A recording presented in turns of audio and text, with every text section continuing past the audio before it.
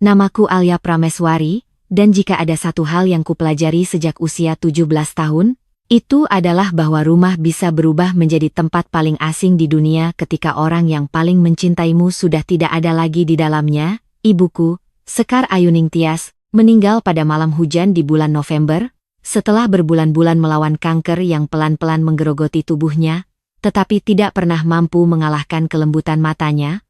Malam sebelum ia meninggal, ia menggenggam tanganku dengan tangan yang sangat dingin dan berkata, "Alia, apapun yang terjadi, jangan pernah biarkan siapapun mengambil hakmu, ibu sudah siapkan semuanya untuk masa depanmu." Aku menangis sambil mengangguk, tidak benar-benar memahami maksudnya, karena pada usia 17 tahun aku masih percaya bahwa ayahku, Surya Darmawan, akan melindungiku.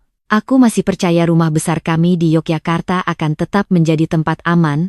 Aku masih percaya bahwa keluarga tidak akan berubah hanya karena satu orang pergi, tetapi setahun setelah tanah makam ibuku mulai ditumbuhi rumput liar, ayah pulang membawa seorang perempuan bernama Miranti, seorang janda cantik berusia 30-an dengan suara lembut, wajah tenang, dan senyum yang begitu rapi sampai orang bisa tertipu mengira ia malaikat.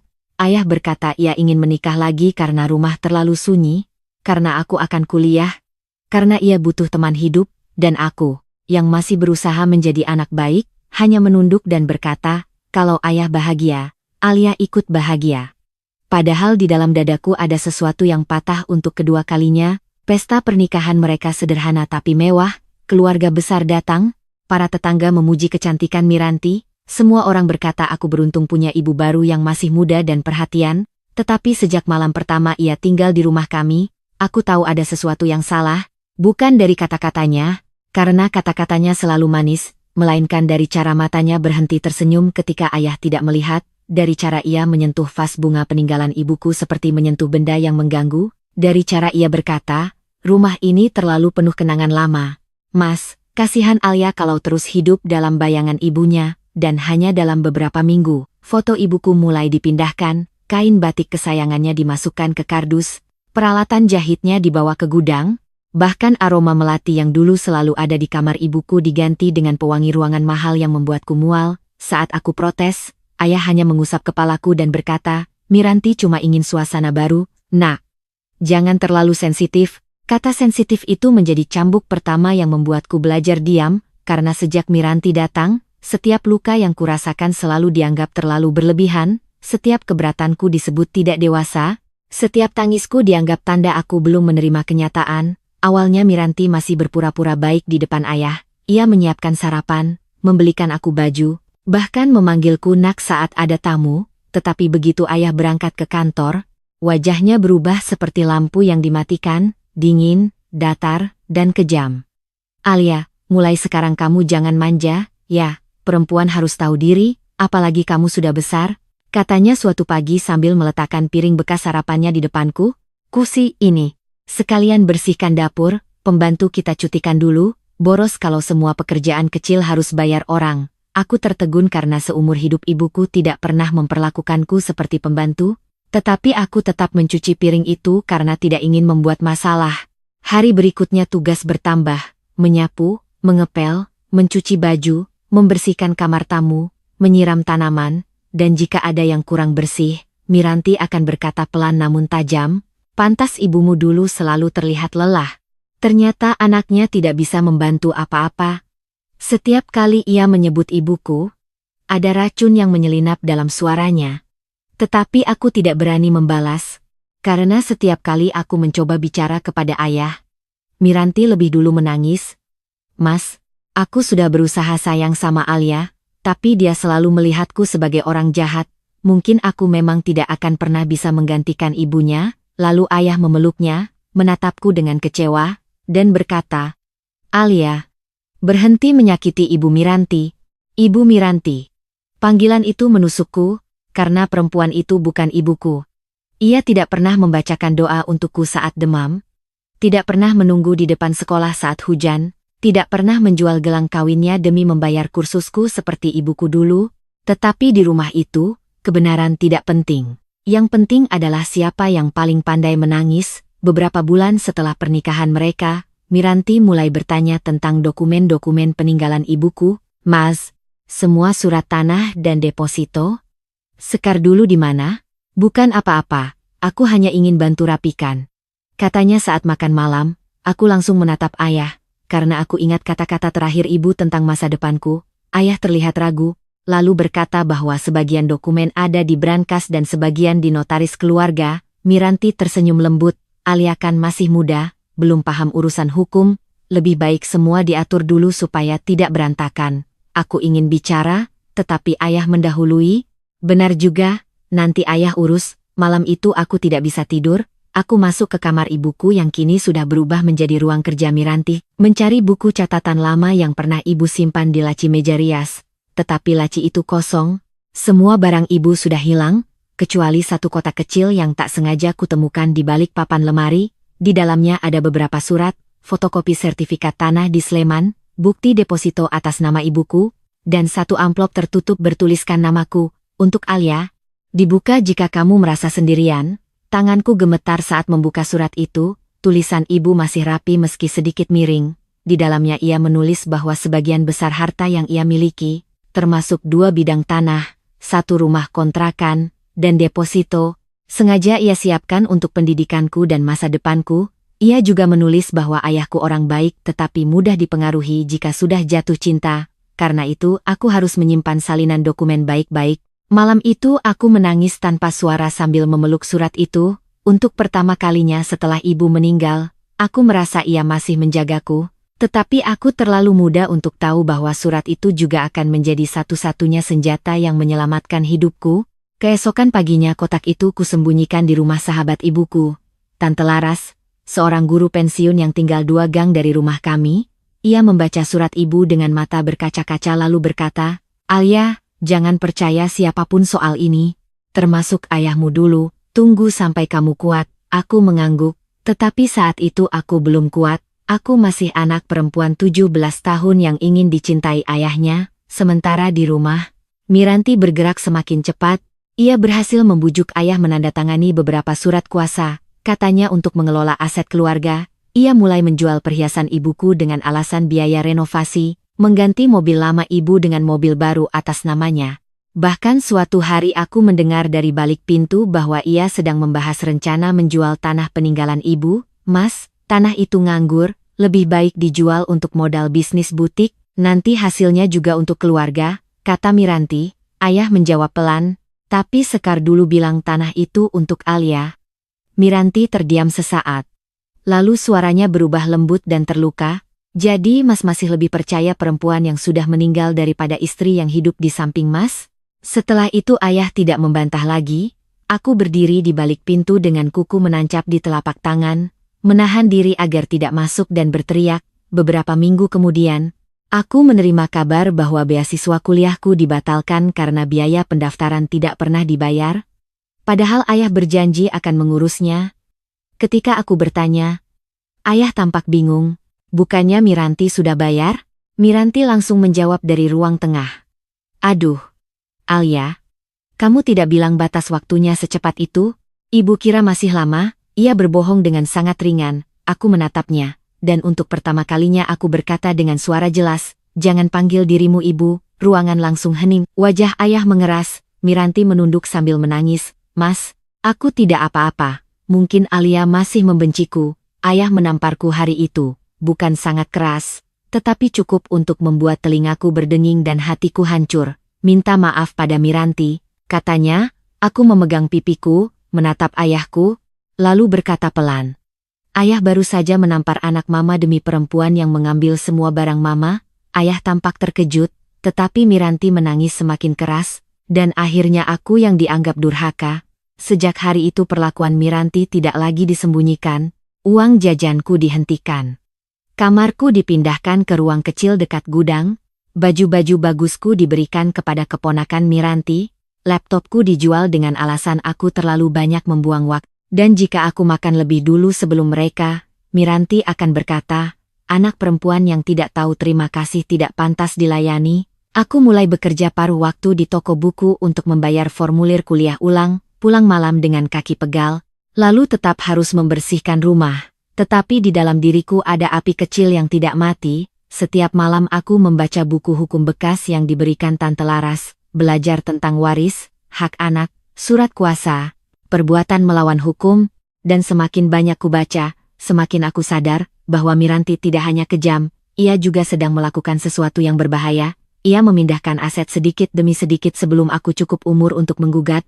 Menjelang ulang tahunku yang ke-18, ayah berubah semakin jauh, ia jarang makan di rumah, sering pulang larut, tampak lelah dan mudah marah, sementara Miranti semakin berkuasa, ia mulai memanggil pengacara, menyiapkan dokumen, dan suatu malam aku menemukan surat pernyataan yang menyebut bahwa aku, secara sukarela menyerahkan hak atas sebagian harta peninggalan ibu kepada ayah untuk dikelola. Tanda tangannya belum ada, dan aku tahu malam itu perang akan dimulai. Benar saja, keesokan harinya Miranti memanggilku ke ruang tamu, ayah duduk di sofa dengan wajah letih, di meja ada map coklat. Alia, kata ayah pelan, tanda tangani ini, hanya formalitas supaya aset ibumu bisa dikelola dengan baik. Aku membuka map itu, membaca setiap kalimat dengan hati-hati, lalu menutupnya kembali. Tidak, kataku. Miranti tersenyum dingin. Kamu belum paham, nak, ini demi kebaikanmu, aku menatapnya. Aku paham cukup banyak untuk tahu ini bukan demi kebaikanku, wajahnya berubah, ayah langsung berdiri. Alia, jangan keras kepala.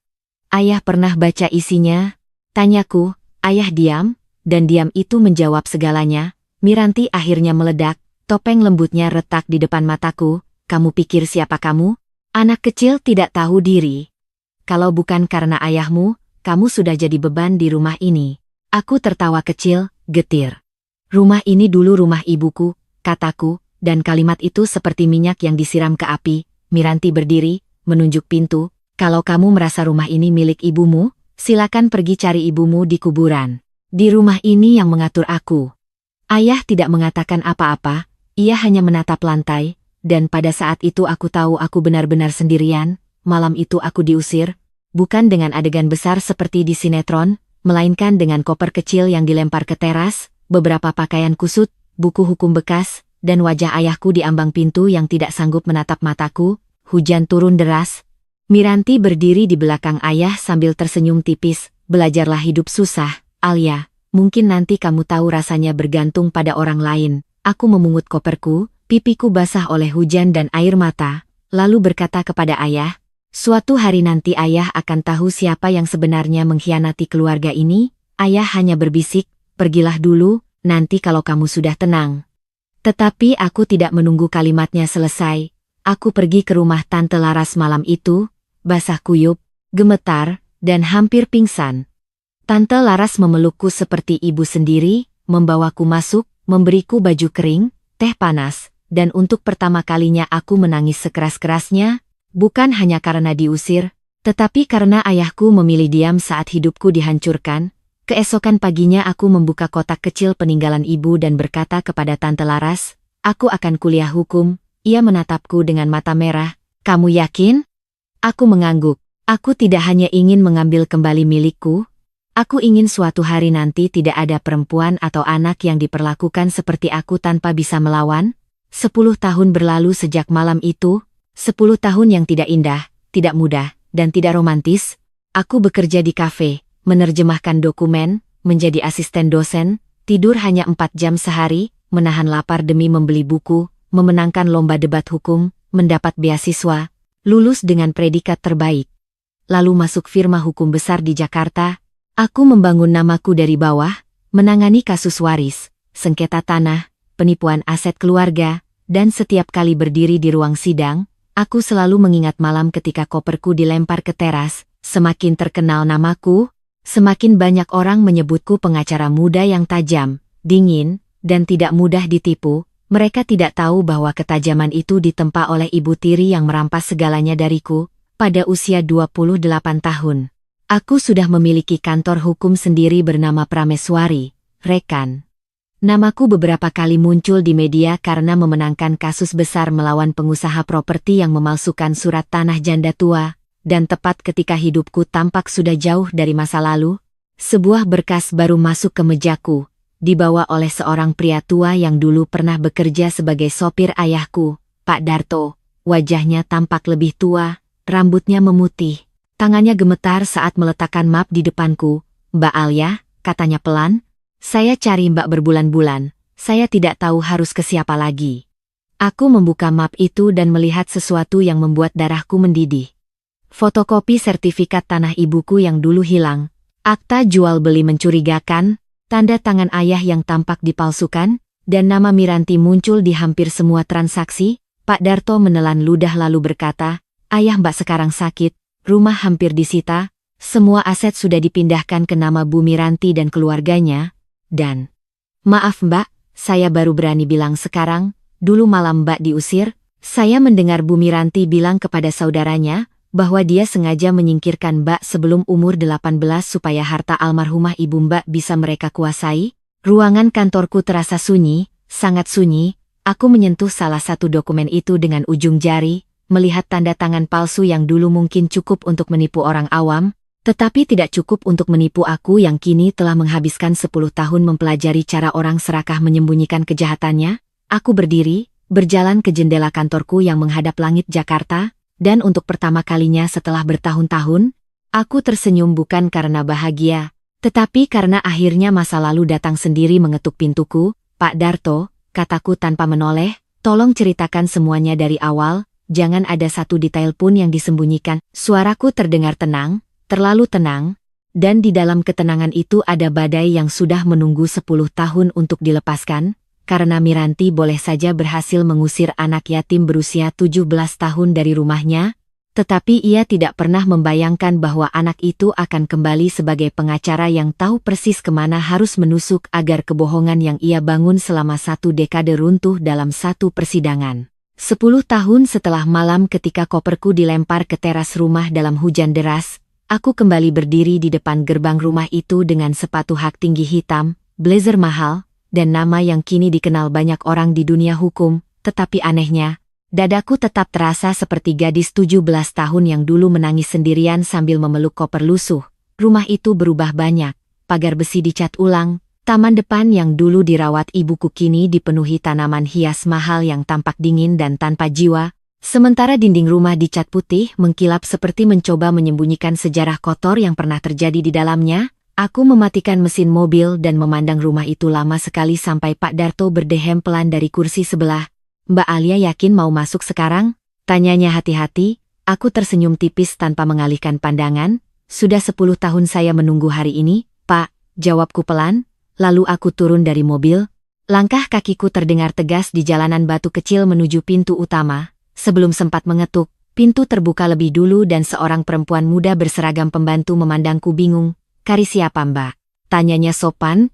Aku belum sempat menjawab ketika suara Miranti terdengar dari dalam rumah. "Siapa, Sari?" Lalu perempuan itu muncul di ruang tamu sambil membawa cangkir kopi, dan selama beberapa detik wajahnya benar-benar membeku, seolah melihat hantu yang bangkit dari kubur. Rambutnya kini lebih pendek, wajahnya mulai dipenuhi garis usia, tetapi matanya masih sama, mata yang dulu menatapku penuh kemenangan ketika aku diusir. Hanya saja sekarang kemenangan itu sudah retak. "Alia," bisiknya pelan. Aku tersenyum kecil. "Lama tidak bertemu, Bu Miranti." Sengaja kutekankan kata Bu dengan nada yang membuatnya sadar aku tidak lagi takut padanya. Ia buru-buru menegakkan tubuh dan mencoba kembali angkuh. "Kamu datang untuk apa?" tanyanya dingin. Aku melewati dirinya begitu saja dan masuk ke ruang tamu tanpa izin. Mataku langsung tertuju pada foto besar ayahku di dinding. Bukan foto kematian, tetapi foto formal dengan senyum yang terlihat lelah. "Ayah di mana?" tanyaku. Miranti tampak ragu sesaat sebelum menjawab. "Di kamar, dia sakit." Suara itu terdengar berat, bukan karena sedih, tetapi karena stres. Aku berjalan menuju kamar ayah tanpa menunggu izin lagi. Langkahku terhenti sesaat ketika melihat pintu kamar yang dulu ditempati orang tuaku kini tampak suram dan berbau obat-obatan. Ayahku berbaring di ranjang dengan tubuh jauh lebih kurus daripada yang kuingat. Rambutnya hampir seluruhnya putih, wajahnya pucat, dan untuk pertama kalinya dalam hidupku aku melihat laki-laki yang dulu selalu tampak kuat itu terlihat benar-benar kalah oleh hidup. Ketika matanya terbuka dan melihatku berdiri di depan pintu, ia tampak tidak percaya, bibirnya bergetar sebelum akhirnya berbisik, "Alia?" Aku berdiri diam beberapa detik sebelum mendekat perlahan. "Halo." "Ya," jawabku pelan. Ayah langsung mencoba bangun tetapi tubuhnya lemah. Aku refleks membantu menopangnya, dan sentuhan itu membuat sesuatu dalam diriku terasa sakit. Karena meski aku membencinya bertahun-tahun, tubuhku masih mengingat bahwa laki-laki ini pernah menggendongku waktu kecil. Ayah memegang tanganku erat seperti takut aku akan menghilang lagi. Kamu jadi pengacara terkenal sekarang? Katanya dengan suara serak. Aku tersenyum tipis. Ayah masih baca berita ternyata. Ayah tertawa kecil lalu batuk panjang. Miranti berdiri di pintu dengan wajah tegang. Jelas ia tidak nyaman melihat kami bicara seperti keluarga. Alia datang bukan untuk nostalgia. Katanya tajam. Aku menoleh kepadanya perlahan, lalu mengeluarkan map hitam dari tasku dan meletakkannya di meja samping ranjang. Benar. Jawabku tenang. Saya datang karena ada beberapa aset milik almarhum ibu saya yang dipindahkan secara ilegal selama 10 tahun terakhir. Ruangan langsung sunyi, wajah ayah berubah bingung. Sementara Miranti langsung pucat. Apa maksudmu? Tanyanya cepat. Aku membuka map itu satu persatu, memperlihatkan salinan sertifikat tanah, akta jual beli, bukti transfer, hingga tanda tangan yang dipalsukan. Tanah di Sleman dijual tanpa persetujuan ahli waris sah. Kataku dingin, rumah kontrakan di Bantul dialihkan atas nama adik ibu Miranti menggunakan surat kuasa palsu. Deposito pendidikan saya dicairkan memakai tanda tangan yang bahkan orang magang hukum pun bisa tahu itu palsu. Ayah memandang Miranti dengan wajah perlahan berubah hancur. Miranti, ini apa? Miranti langsung mendekat sambil menangis. Topeng lamanya muncul lagi dengan sangat cepat. Mas, jangan percaya begitu saja. Alia pasti salah paham. Aku tertawa kecil. Salah paham? Aku mengeluarkan satu dokumen terakhir dan meletakkannya tepat di depan ayah. Ini laporan audit keuangan dan hasil forensik tanda tangan. Aku menatap Miranti lurus-lurus, dan ini baru sebagian kecil. Wajah Miranti berubah drastis, matanya bergerak cepat mencari celah untuk menyerang balik. Kamu pikir karena sekarang jadi pengacara kamu bisa seenaknya menuduh orang? Bentaknya. Aku berdiri perlahan lalu mendekatinya sampai hanya berjarak beberapa langkah. Saya tidak menuduh. Jawabku pelan namun tajam. Saya membawa bukti. Ayah mulai gemetar membaca dokumen-dokumen itu, napasnya memburu, dan untuk pertama kalinya aku melihat rasa bersalah muncul jelas di wajahnya. Aku nggak tahu semua ini, katanya lirih. Aku memandangnya lama. Itulah masalahnya.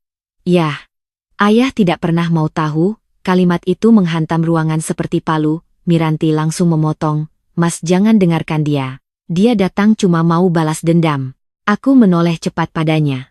Kalau saya mau balas dendam, Bu, saya sudah laporkan semua ini ke polisi sejak pertama datang. Miranti terdiam sesaat, dan keheningan itu membuat ayah perlahan mulai sadar siapa yang selama ini berbohong. Hari itu menjadi awal dari runtuhnya kerajaan kecil yang Miranti bangun di atas harta ibuku. Dalam beberapa minggu berikutnya aku bergerak cepat, terlalu cepat untuk mereka hentikan. Aku mengajukan pembekuan sementara beberapa aset, menggugat keabsahan transaksi tanah, dan meminta audit menyeluruh terhadap perusahaan butik Miranti yang ternyata selama ini berdiri dari penjualan aset milik ibuku. Berita mulai menyebar, media lokal mulai membicarakan kasus pengacara sukses menggugat ibu tirinya sendiri. Dan Miranti yang dulu selalu tampil anggun di acara sosial mulai jadi bahan bisik-bisik tetangga, tetapi drama terbesar justru terjadi di dalam rumah itu sendiri. Ayah mulai mengetahui satu demi satu kebohongan yang selama ini disembunyikan darinya. Utang kartu kredit atas namanya, pinjaman online yang dibuat memakai data pribadinya, bahkan fakta bahwa butik Miranti hampir bangkrut karena gaya hidup mewahnya sendiri. Suatu malam ayah meneleponku dengan suara lemah, Alia, bisakah kamu datang? Ketika aku tiba, suasana rumah kacau, terdengar suara pecahan kaca dari dalam. Miranti berteriak histeris di ruang tengah, semua ini salah anakmu. Kalau dia tidak datang hidup kita baik-baik saja. Ayah yang duduk di sofa tampak sangat tua malam itu. Ia menatapku dengan mata merah dan berkata pelan, ternyata selama ini aku hidup dengan orang yang tidak pernah benar-benar mencintaiku. Miranti langsung menunjuk wajahku sambil menangis marah. Dia yang menghancurkan keluarga ini. Aku menatapnya dingin. Keluarga ini hancur sejak hari ibu memilih mencuri hak anak perempuan yang baru kehilangan ibunya. Kalimat itu membuat Miranti terdiam sesaat, tetapi kemudian ia tertawa sinis. Oh jadi sekarang kamu mau jadi pahlawan? Jangan pura-pura suci, Alia. kalau ibumu dulu tidak mati cepat, aku juga tidak akan masuk rumah ini. Aku membeku mendengar kata-kata itu. Dan sebelum aku sempat bereaksi, ayah berdiri lalu menampar Miranti keras sekali. Suara tamparannya menggema di seluruh ruang tamu. Itu pertama kalinya aku melihat ayah melakukan hal seperti itu. Miranti memegang pipinya dengan mata membelalak tidak percaya, sementara ayah gemetar hebat sambil berkata, "Jangan pernah bicara tentang Sekar seperti itu," tetapi semuanya sudah terlambat. Topeng Miranti benar-benar jatuh malam itu. Ia mulai berteriak liar, memaki ayah, memakiku, bahkan mengaku bahwa sejak awal ia memang menikahi ayah karena tahu ibuku meninggalkan banyak aset. "Aku capek hidup susah," teriaknya sambil menangis. "Aku juga berhak bahagia." Aku menatap perempuan itu lama sekali, lalu berkata pelan, "Bahagia tidak pernah dibangun dari mencuri hidup orang lain." Beberapa hari kemudian kasus kami masuk ke tahap sidang pertama. Ruang pengadilan penuh wartawan dan orang-orang penasaran. Miranti datang dengan pakaian mahal dan wajah penuh air mata seolah korban. Tetapi kali ini aku bukan lagi gadis 17 tahun yang bisa ia tindas dengan drama tangisan. Aku berdiri sebagai kuasa hukum diriku sendiri, memakai blazer hitam dan rambut tersanggul rapi. Saat hakim mempersilakan aku bicara, seluruh ruangan hening.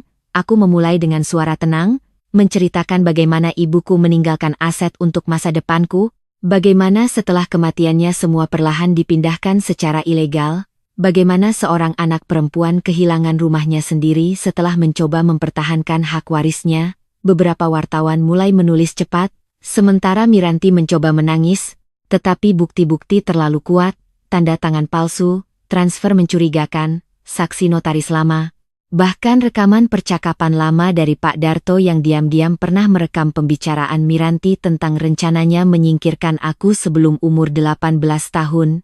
Wajah Miranti perlahan kehilangan warna ketika rekaman itu diputar di ruang sidang. Suara mudanya terdengar jelas, "Kalau Alia sudah di luar rumah, semuanya bakal lebih gampang dipindahkan." Seluruh ruangan langsung gaduh. Ayah yang hadir di kursi belakang menunduk sambil menangis diam-diam. Sementara aku berdiri tegak tanpa ekspresi, karena setelah 10 tahun, rasa sakit itu sudah berubah menjadi sesuatu yang jauh lebih dingin daripada kebencian. Sidang berlangsung berbulan-bulan, dan setiap kali Miranti mencoba memutarbalikkan keadaan, aku menghancurkannya dengan fakta baru, hingga akhirnya hakim memutuskan sebagian besar aset harus dikembalikan kepadaku sebagai ahli waris sah, beberapa transaksi dinyatakan tidak sah, dan Miranti harus menghadapi tuntutan pidana tambahan atas pemalsuan dokumen. Hari putusan itu media memenuhi halaman pengadilan, kamera menyorotku dari segala arah, tetapi yang paling kuingat justru bukan kemenangan itu, melainkan saat Miranti berjalan keluar ruang sidang dengan wajah hancur, rambut berantakan, tanpa lagi aura anggun yang dulu ia banggakan. Ia berhenti di depanku dan berbisik penuh kebencian, "Kamu puas sekarang?" Aku menatapnya beberapa detik lalu menjawab pelan, "Tidak, Bu Miranti." Ia tampak bingung, dan aku melanjutkan. "Karena sebenarnya saya tidak pernah ingin perang ini terjadi, saya cuma ingin rumah saya tidak dirampas." Untuk pertama kalinya sejak mengenalnya, matanya terlihat benar-benar kosong, bukan marah, bukan licik. Hanya kosong seperti orang yang akhirnya sadar semuanya selesai. Malam itu aku pulang ke rumah lama ibuku sendirian. Rumah yang akhirnya kembali menjadi milikku setelah 10 tahun. Aku berjalan pelan menyusuri ruang tamu yang dulu menjadi tempat aku diusir, menyentuh dinding, meja, dan jendela yang pernah menyaksikan tangisku. Lalu aku masuk ke kamar ibuku yang selama ini dipakai Miranti sebagai ruang kerja, membuka lemari tua yang masih tersisa, dan menemukan satu syal milik ibu tertinggal di sudut laci. Aku memeluk syal itu sambil menangis pelan, bukan karena akhirnya menang, tetapi karena aku sadar tidak ada kemenangan yang benar-benar bisa mengembalikan waktu. Ibuku tetap tidak akan kembali, masa remajaku tetap hilang, dan luka yang ditinggalkan pengkhianatan keluarga tidak akan pernah benar-benar sembuh. Tetapi setidaknya malam itu, untuk pertama kalinya dalam 10 tahun, aku tidak lagi merasa menjadi tamu di rumah ibuku sendiri. 3 bulan setelah sidang terakhir berakhir, hidupku akhirnya mulai tenang dengan cara yang selama 10 tahun terakhir bahkan tidak berani kubayangkan. Rumah peninggalan ibuku sudah direnovasi tetapi aku sengaja mempertahankan beberapa hal lama seperti jam kayu di ruang tamu yang selalu terlambat 5 menit dan tirai bunga warna krem yang dulu dipilih sendiri oleh ibu, karena ada kenangan yang tidak seharusnya dilupakan melainkan dijaga agar kita ingat bagaimana kita pernah bertahan hidup. Firma hukum tempatku bekerja semakin terkenal setelah kasus itu, media terus menyebutku pengacara berhati baja. Tetapi hanya aku yang tahu bahwa ada malam-malam ketika aku masih terbangun karena mimpi buruk tentang koperku yang dilempar keluar rumah saat hujan deras ketika aku berusia 17 tahun. Ada luka yang bahkan kemenangan di pengadilan pun tidak bisa sembuhkan sepenuhnya. Lalu pada suatu malam hujan di akhir November ketika aku baru turun dari mobil di depan rumah, aku melihat sosok laki-laki duduk sendirian di anak tangga teras dengan tubuh menggigil, jaket lusuh, rambut yang sudah hampir seluruhnya putih dan wajah jauh lebih tua daripada yang kuingat, sampai akhirnya dia mengangkat kepala dan menatapku dengan mata merah penuh kelelahan. "Alia." Suaranya serak dan pelan, "Itu ayahku." Dadaku langsung terasa sesak selama beberapa detik karena meskipun aku pernah sangat membencinya, melihatnya dalam keadaan seperti itu tetap menyakitkan dengan cara yang tidak bisa dijelaskan. Aku berjalan mendekat perlahan. "Ayah, kenapa duduk di luar?" Tanyaku pelan. Ia menunduk lama sekali, sebelum menjawab dengan suara pecah, "Miranti pergi." Hujan jatuh pelan di atap teras, sementara aku berdiri diam beberapa saat sebelum membuka pintu rumah. "Masuk dulu," kataku singkat. Ayah masuk perlahan dengan langkah lemah seperti orang yang kehilangan segalanya. Aku membuatkan teh hangat dan meletakkannya di meja dapur, tangannya sedikit gemetar ketika memegang cangkir. Suasana sunyi cukup lama sampai akhirnya ia berkata lirih, "Setelah sidang itu, semuanya hancur sangat cepat." Ia tertawa pahit, investor menarik dana, perusahaan diperiksa, utang mulai muncul satu persatu, lalu Miranti pergi membawa sisa uang yang ada bersama pria lain di Surabaya. Aku menatap ayah tanpa bicara, anehnya aku tidak merasa puas mendengarnya, hanya lelah, sangat lelah, lalu tiba-tiba ayah berkata dengan mata berkaca-kaca, "Maafkan ayah." Aku mengangkat pandangan perlahan, "Maaf karena dulu ayah tidak melindungi kamu." Ruangan terasa sunyi sekali sampai suara hujan terdengar begitu jelas. "Aku pernah sangat membenci ayah," kataku jujur. "Aku benci karena ayah melihat semuanya tapi memilih diam." Air mata jatuh di pipi ayah yang mulai dipenuhi kerutan usia. "Ayah tahu," jawabnya lirih. "Dan itu kesalahan terbesar dalam hidup ayah." Aku memandang pria di depanku lama sekali, pria yang dulu selalu terlihat kuat sekarang tampak seperti orang tua kesepian yang dihancurkan oleh penyesalan. Lalu ia mengeluarkan sebuah kotak kecil dari saku jaket dan meletakkannya di meja. "Ini harusnya milikmu sejak lama," katanya pelan. Aku membuka kotak itu dan langsung membeku ketika melihat kalung mutiara milik ibuku ada di dalamnya, benda yang selama bertahun-tahun kucari tetapi tidak pernah kutemukan. Tanganku langsung gemetar saat menyentuhnya. "Miranti mengambilnya setelah ibumu meninggal," kata ayah dengan suara hancur. "Ayah baru menemukannya minggu lalu." Aku menggenggam kalung itu erat sambil menahan tangis karena semua kenangan tentang ibu tiba-tiba menyerbu masuk begitu saja. Malam itu ayah menginap di rumahku, karena hujan terlalu deras dan untuk pertama kalinya setelah bertahun-tahun aku mendengar suara dengkurnya dari ruang tamu tanpa merasa asing, tetapi drama hidup kami ternyata belum selesai. 2 minggu kemudian rumah sakit meneleponku dan mengatakan ayah terkena stroke ringan. Aku langsung berlari ke rumah sakit dan menemukan ayah terbaring lemah di ruang perawatan dengan wajah pucat dan selang infus di tangannya. Dokter bilang kondisi jantungnya sudah lama buruk tetapi ia terus memaksakan. Malam itu aku duduk di samping ranjangnya sambil memandang wajah lelaki yang pernah menghancurkan hidupku sekaligus pernah menggendongku waktu kecil. Manusia memang tidak pernah sepenuhnya jahat atau sepenuhnya baik dan mungkin itulah bagian paling menyakitkan dari sebuah keluarga. Pagi harinya ketika ayah sadar ia melihatku dan tersenyum lemah. "Kamu masih di sini?" tanyanya pelan. Aku mengangguk sambil mencoba tersenyum. Aku tidak akan membuang ayah seperti orang lain pernah membuangku. Mendengar itu ayah langsung menangis seperti anak kecil, dan untuk pertama kalinya dalam hidupku aku melihat penyesalan yang benar-benar tulus di matanya. Setelah keluar dari rumah sakit ayah pindah tinggal bersamaku karena ia tidak punya tempat lain untuk pulang. Banyak orang heran kenapa aku mau menerimanya kembali setelah semua yang terjadi. Tetapi mereka tidak mengerti bahwa memaafkan bukan berarti melupakan melainkan memilih berhenti meracuni diri sendiri dengan kebencian. Kehidupan kami perlahan menjadi lebih tenang sampai suatu sore awal tahun ketika seseorang mengetuk pintu rumahku dan aku hampir tidak mengenali wanita yang berdiri di sana. Miranti tampak sangat berantakan, rambutnya kusut, wajahnya pucat, pakaian mahalnya sudah hilang berganti baju murahan yang kusam, matanya penuh ketakutan ketika menatapku. "Alia, tolong aku," katanya sambil menangis. Aku hanya berdiri dia memandang perempuan yang dulu mengusirku dari rumah kini datang memohon belas kasihan dariku. Ternyata pria yang kabur bersamanya menipu dan membawa semua uangnya. Ia juga dikejar utang dan tidak punya tempat tinggal. Ayah yang mendengar suara tangisan keluar dari ruang tamu lalu langsung membeku saat melihatnya. Miranti buru-buru mendekat sambil berlutut di depan ayah. "Mas, aku salah. Maafkan aku." Tangisnya pecah. Tetapi ayah hanya menatapnya kosong lalu perlahan melepaskan tangannya dari kakinya. "Aku pernah kehilangan putriku karena membela kamu," kata ayah pelan namun dingin, "dan itu kesalahan terbesar dalam hidupku." Miranti menangis semakin keras lalu menatapku penuh harap. "Alia, tolong bantu aku sekali ini saja." Aku memandangnya lama sekali sambil mengingat malam ketika aku diusir dalam hujan dengan koper lusuh dan tidak punya tempat tujuan. Lalu aku mengambil sejumlah uang dari dompet dan meletakkannya di atas meja dekat pintu. "Ini cukup untuk menyewa kamar beberapa minggu," kataku tenang. Miranti menatapku tidak percaya. "Hanya ini?" tanyanya lirih. Aku mengangguk pelan. "Aku bukan seperti kamu, Bu Miranti. Aku tidak akan menghancurkan hidup orang hanya karena pernah disakiti." Perempuan itu menangis terseduh-seduh sebelum akhirnya pergi meninggalkan rumah dengan langkah gontai di tengah hujan sore.